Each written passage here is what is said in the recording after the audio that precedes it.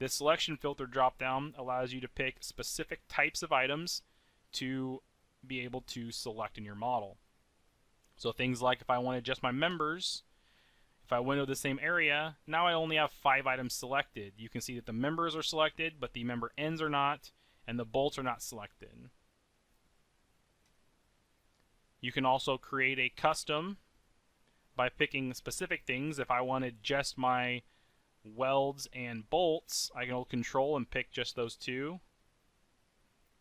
I can say OK just to run it this time. I can also save that as a named selection filter, which will show up at the top of my selection filter list.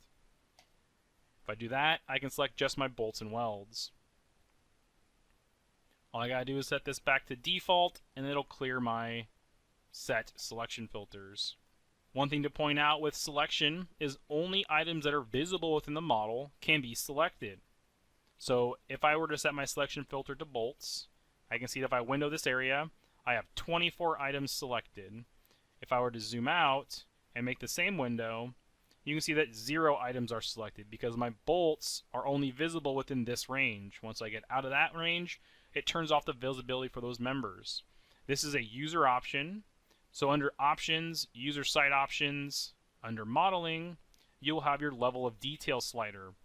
If you slide it to the left, you will always see your solids, no matter how far you zoom out, which can slow your model down. If you slide it to the right for the lowest, you'll have items being hidden sooner to not take up as much graphics processing.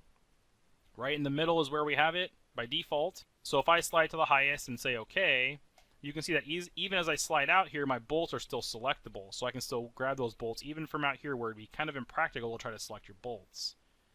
But I can window the entire model here and grab all my bolts now if I needed to, for some reason, change all my bolts and make everything graphical.